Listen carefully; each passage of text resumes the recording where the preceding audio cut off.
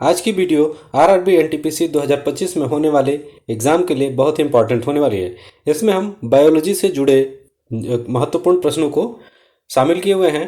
तो चलिए शुरू करते हैं आज की वीडियो। उससे पहले एक रिक्वेस्ट है, अगर आपको हमारी वीडियो पसंद आएगी तो इसे लाइक कीजिएगा और चैनल को सब्सक्राइब जरूर कर लीजिएगा। निम्नलिखित में से किसके द्वारा दूध खट्टा होता है? तो इसका उत्तर हो जाता है बी, बैक्टीरिया। बैक्टीरिया के कारण दूध जो है खट्टा हो जाता है। निम्नलिखित में से कौन सा रोग जीवाणु संक्रमण के कारण होता है? तो कुष्ठ रोग जो है जीवाणु संक्रमण के कारण होता है। सर्वप्रथम विषाणु की खोज किसने की थी? सर्वप्रथम विषाणु की खोज किसने की थी? इसका उत्तर हो जाता है ए, इवानोव्स्की। इवानोव्स्की ने सबसे पहले विषाणु की खोज की थी। दोस्तों कमेंट में बताइए कि इन्होंने किस सन में विषाणु की खोज की थी। चेचक के लिए टीके का विकास किया गया था? तो इसके जवाब में हो जाएगा एडवर्ड जेनर ने। इसका उत्तर हो जाएगा एडवर्ड जेनर। इन्होंने चेचक के टीके का विकास किया था। दूध के दही के रूप में जमने का कारण क्या है? इसका उत्तर होता है ए, लैक्टोबैसिलस। लैक्टोबैसिलस जो है इसके कारण दूध जो है दही में जम जाता है। निम्न में से कौन स्वपोषी है? स्वपोषी शैवाल। शैवाल एक स्वपोषी जीव होता है, तो इसका उत्तर हो जाएगा ए, शैवाल। टिक्का रोग किसमें होता है? दोस्तों टिक्का रोग किसमें होता है? इसके लिए उत्तर हो जाता है डी, मूंगफली। मूंगफली के अंदर टिक्का रोग पाया जाता है। एचआईवी द्वारा होने वाला रोग है? एचआईवी द्वारा होने वाला रोग है, इसका उत्तर हो जाता है सी, आत्सक। आत्सक जो है एक एचआईवी से होने वाला रोग होता है। निम्नलिखित में से कौन सा रोग विषाणु के कारण होता है? तो विषाणु के कारण होने वाले रोग है सी, चेचक। चेचक जो है विषाणु के कारण होता है। किस शैवाल से आयोडीन प्राप्त होती है? किस शैवाल से आयोडीन प्राप्त होती है? तो उसके लिए उत्तर हो जाएगा डी, लेमिनेरिया। लेमिनेरिया शैवाल से आयोडीन प्राप्त होती है। हाइड्रोफोबिया रोग उत्पन्न होता है? इसका उत्तर हो जाता है ए, विषाणु। विषाणु के द्वारा हाइड्रोफोबिया रोग उत्पन्न होता है। निम्नलिखित में से किसमें एंजाइम्स नहीं है? किसमें एंजाइम्स नहीं है? इसका उत्तर हो जाएगा ए, विषाणु। विषाणु के अंदर कोई भी एंजाइम नहीं होता है। कुत्ते के काटने से जिस विषाणु के द्वारा घात रोग उत्पन्न होता है क्या कहलाता है? इसका उत्तर हो जाता है डी, हाइड्रोफोबिया। हाइड्रोफोबिया होता है कुत्ते के काटने से। सार्स, SARS क्या है? इसका उत्तर हो जाता है बी, विषाणु जनित रोग। दोस्तों कमेंट में बताइए कि इसका फुल फॉर्म क्या होगा। खसरा निम्नलिखित संक्रमण के कारण होता है? इसका उत्तर हो जाता है सी, विषाणु। विषाणु के कारण खसरा होता है। आलू में मोज़ेक रोग का कारक तत्व है?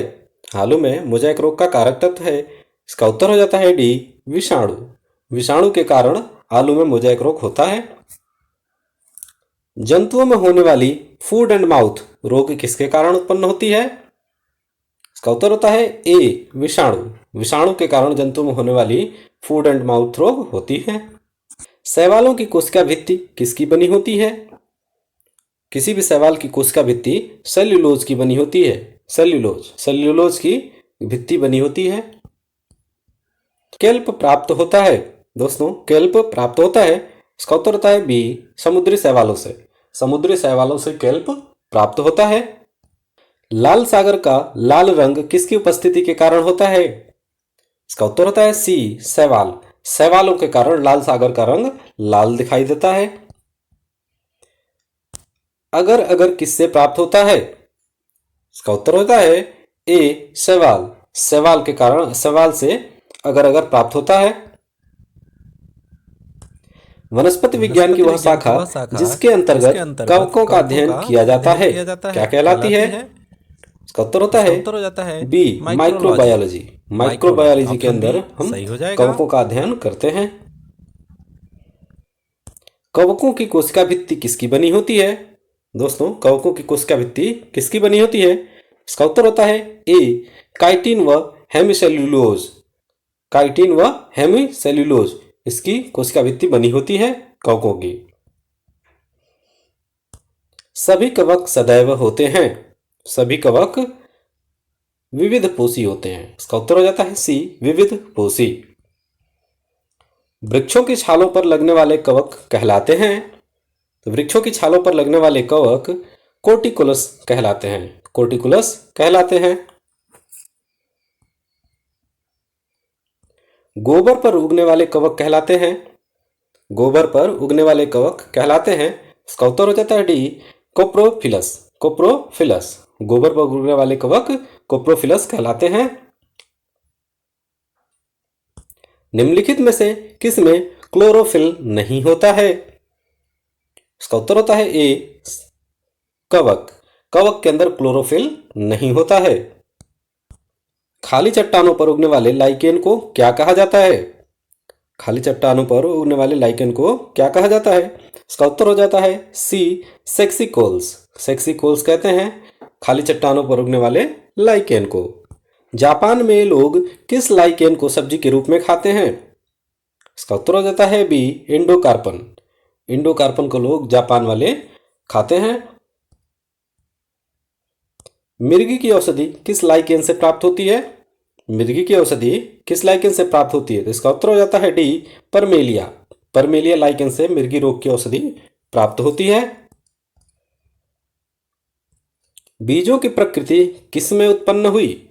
बीजों की प्रकृति किस में उत्पन्न हुई? इसका उत्तर हो जाएगा सी, टेरिडोफाइट्स। टेरिडोफाइट्स। एजोला है एक, तो एजोला एक जलीय फर्न होता है।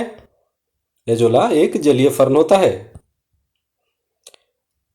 निम्नलिखित में से किसे जैव उर्वरक के रूप में प्रयोग किया जाता है? तो जैव उर्वरक के लिए हम एजोला का प्रयोग करते हैं। इसके लिए उसका उत्तर भी सही हो जाएगा। सबसे अधिक क्रोमोसोम किसमें पाया जाता है? सबसे अधिक क्रोमोसोम किसमें पाया जाता है? इसका उत्तर है ए, टेरिडोफाइट्स में। किस वर्ग के पौधे में बीज बनते हैं परंतु बीज नग्न रूप में पौधे पर लगे रहते हैं? इसका उत्तर हो जाता है ए, जिम्नोस्पर्म। सिल्वीकल्चर वनस्पति विज्ञान की वह शाखा है जिसमें वर्णन होता है। इसका उत्तर हो जाता है डी, शैवालों के संवर्धन का। सिल्वीकल्चर में शैवालों के संवर्धन का वर्णन होता है। प्रोटीन जो कोशिका के भीतर उपयोग की जाती है किसके द्वारा संश्लेषित होती है? इसका उत्तर हो जाएगा सी, मुक्त राइबोसोम्स द्वारा। निम्नलिखित में बैक्टीरिया फैलने वाला रोग है। निम्नलिखित में बैक्टीरिया से फैलने वाला रोग है, तो इसका उत्तर हो जाएगा ए, चेचक। चेचक जो है बैक्टीरिया से फैलने वाला रोग होता है। मूलांकुर के अतिरिक्त पौधे के किसी भी भाग से विकसित होने वाली जड़ें कहलाती हैं? इसका उत्तर हो जाता है सी, अपस्थानिक मूल। अपस्थानिक मूल। मूलांकुर से विकसित होने वाली जड़ें कहलाती हैं। इसका आंसर हो जाएगा ए, मूसला जड़ें। मूसला जड़ें होती हैं मूलांकुर से जो विकसित होती हैं। श्वसन मूल मिलती है। इसका आंसर हो जाएगा ए, जूसिया में। जूसिया में श्वसन मूल मिलती हैं। निम्नलिखित में कौन सा एक जड़ नहीं है? इसका आंसर हो जाएगा सी, आलू। आलू एक जड़ नहीं होता है। आलू दोस्तों, आलू जड़ नहीं होता है। अवस्तंभ मूल पाई जाती है। दोस्तों, गन्ने के अंदर अवस्तंभ मूल पाई जाती है। जड़ें विकसित होती हैं। जड़ें विकसित होती हैं। इसका उत्तर हो जाता है डी, मूलांकुर से। मूलांकुर के द्वारा जड़ें विकसित होती हैं। गाजर है एक। गाजर क्या है? तो दोस्तों गाजर जो है जड़ होता है। बरगद के पेड़ तने से लटकने वाली मोटी जड़ क्या कहलाती हैं? बरगद के पेड़ के तने से लटकने वाली मोटी जड़ें क्या कहलाती हैं? इसका उत्तर हो जाता है सी, स्तंभ मूल। उनको स्तंभ मूल कहते हैं। पेड़ में निम्नलिखित में कौन सा हमेशा रहता है? इसका आंसर हो जाता है बी, जड़। पेड़ के अंदर हमेशा जड़ बना रहता है, बाकी सारी चीजें टूटती रहती हैं। आलू का खाने योग्य भाग होता है, तो आलू का खाने योग्य भाग तना होता है। इसका आंसर हो जाएगा सी, तना।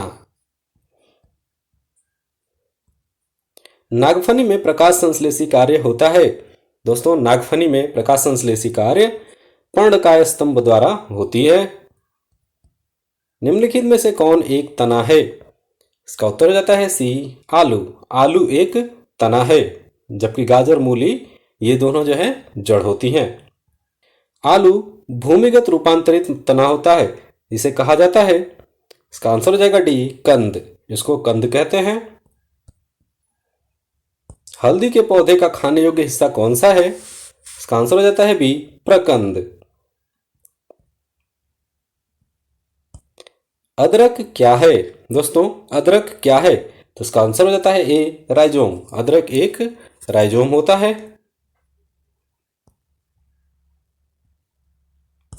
प्याज किसका परिवर्तित रूप है? इसका उत्तर हो जाएगा सी, तना। प्याज जो है तना का परिवर्तित रूप होता है। वे पौधे जिसमें कभी पुष्प नहीं बनते हैं क्या कहलाते हैं? इसका आंसर हो जाता है ए, क्रिप्टोगेम्स। उनको हम क्रिप्टोगेम्स कहते हैं। संसार का सबसे बड़ा पुष्प किसके द्वारा उत्पन्न होता है? संसार का सबसे बड़ा पुष्प किसके द्वारा उत्पन्न होता है? तो इसका नाम हो जाएगा रेफ्लिसिया द्वारा। संसार का सबसे छोटा पुष्प कौन सा है? संसार का सबसे छोटा पुष्प वुल्फिया है। जीवन चक्र की दृष्टि से पौधे का सबसे महत्वपूर्ण अंग कौन सा है? जीवन चक्र की दृष्टि से पौधे का सबसे महत्वपूर्ण अंग पुष्प होता है।